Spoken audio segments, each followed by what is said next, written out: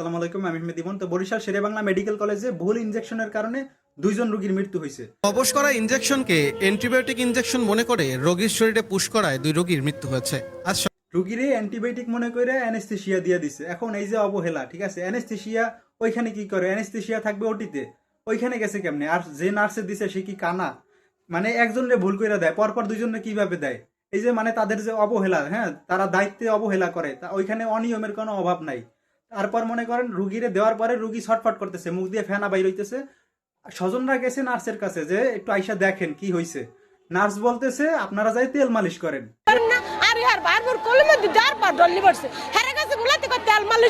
ঠিক আছে, তারা ওইখানে রুগীরে মানুষ বলে মানুষ মনে করে না। ঠিক আছে, এই যে মানে অবহেলার কারণে 2টা প্রাণ ঝরে গেছে, এই দায় কে নেবে?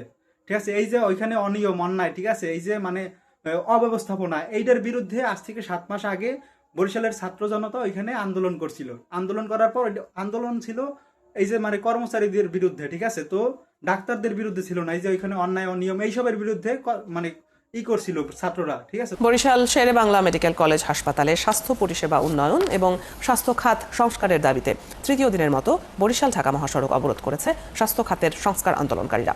তো এইটা মানে ওইখানে ডাক্তারদের বিরুদ্ধে তো যায় না, তো ডাক্তাররা সেই দিন কি করছে? ডাক্তাররা কর্মবিরতিতে চলে গেছে তাদের পক্ষ নিয়ে, ঠিক আছে, কর্মচারীদের পক্ষ নিয়ে ডাক্তাররা কর্মবিরতিতে চলে গেছে, হাজার হাজার মানুষকে ভোগান্তিতে ফেলাইছে। তো ছাত্ররা কি করছে? বাধ্য হইয়া সেদিন আন্দোলন প্রত্যাহার করে নিছে।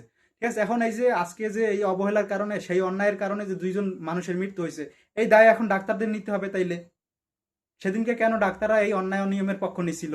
ডাক্তারদের বিরুদ্ধে তো সেদিনকে ছাত্ররা আন্দোলন করে নাই। এই যে মানে মহিউদ্দিন রনি, কাফি ভাই, আরো বিভিন্ন লোক এখানে আইসা মানে আন্দোলন করছে এই স্বাস্থ্যখাত সংস্কারের জন্য। ঠিক আছে, ওইখানে গেলে রুগীরে মানুষ বললে তো মানুষ মনে করে না, সুস্থ লোক গেলে সে অসুস্থ হয়ে যায় আর রুগী যায় মইরা। ঠিক আছে, তো ওইখানে আরো আবার মনে করেন যে ওইখানে মানে ওষুধ কিনতে যেই টাকা লাগে তার থেকে বেশি ওইখানের যে কর্মচারী, তো তাদেরকে দেওয়া লাগে। আইসা 1 মিনিট দেখবে, আইসা একটু ধরবে, তাদেরকে 100-200 করে টাকা দিয়ে দেওয়া লাগবে। এই অন্যায়ের বিরুদ্ধে ছাত্ররা আন্দোলন করছে, তো সেইটার পক্ষ নিয়ে ডাক্তাররা কর্মবিরতিতে চলে গেছে। ঠিক আছে, তো আজকে যে এই ঘটনা ঘটছে এইটার কি দায় ডাক্তাররা নিবে?